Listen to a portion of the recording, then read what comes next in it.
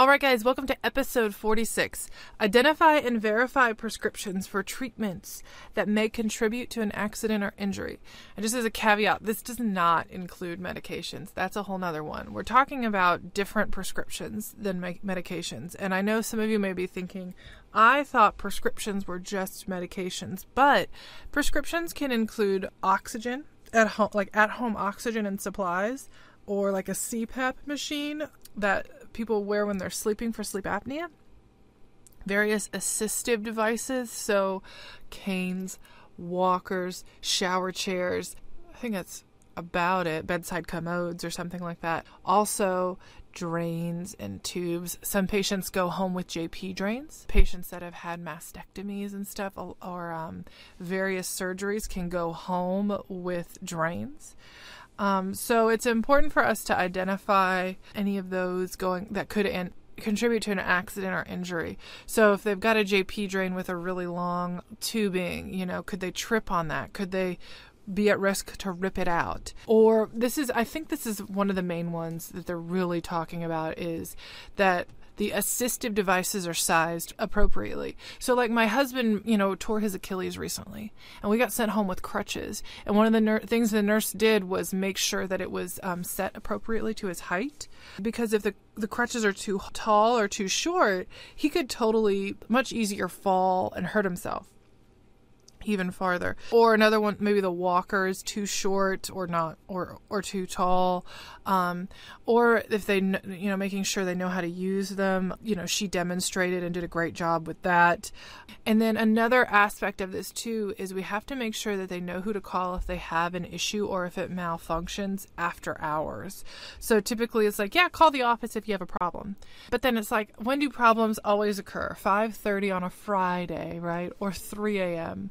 So we need to make sure, especially if it's something important like oxygen or, something that they need to have continuously, that we cannot afford for it to run out in the middle of the night. So hopefully if they're getting discharged on something like that, it's really important to make sure that they have those resources appropriately. So you as the nurse, identify these prescription things that could contribute to an issue related to patient safety, educate them appropriately, make sure they have their resources, make sure they verbalize back to you, or like if you're sizing equipment, make sure that you don't just, it's not like she just clicked it, John's crutches to what height she thought he was, handed it to him and left. It's like, no, she asked him what his height was, adjusted it appropriately, and then watched him use them, discussed how to do it, and discussed safety things. So it's important, and also important to never assume that the patient just knows. I mean, crutches are very common, walkers are very common, but it's important to don't just assume that just because this is a common piece of equipment that they know how to use it.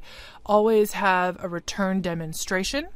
Have them verbalize things back to you. Don't just download information on them and then say, see ya, and then that's it. No, we really need to make sure that they fully understand this stuff, because these prescription stuff, they're taking these things home. They're not going to have someone there necessarily to say, hey, that doesn't look right, So really important to set our patients up for success and always make sure that they have the resources available, so if they do have questions or concerns, that they have someone that they can reach. And if it is something like crutches or a walker where it's like, okay, if this happens after hours, wait until we open. Make sure they know that, so they're not frantically trying to figure something out in the middle of the night when it's like, this can wait. But if it's somebody that's on oxygen, that clearly cannot. So definitely really important to identify and verify prescriptions for treatments that may contribute to an accident or injury.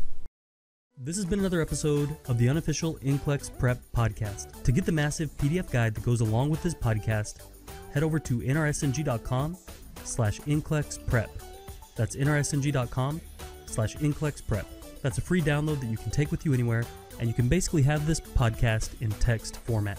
Our goal here at nrsng.com is to give you the tools and the confidence that you need to succeed in nursing school, on the NCLEX, and in your life as a nurse. We want you to succeed, and we want you to become part of this movement of nurses that is dedicated and motivated to learning and becoming the best nurse that they can possibly be. My name is John Haas, RN CCRN, and I'm the founder of NRSNG.com, and I sincerely thank you for being here, and I'm so proud of you for taking this step in your journey.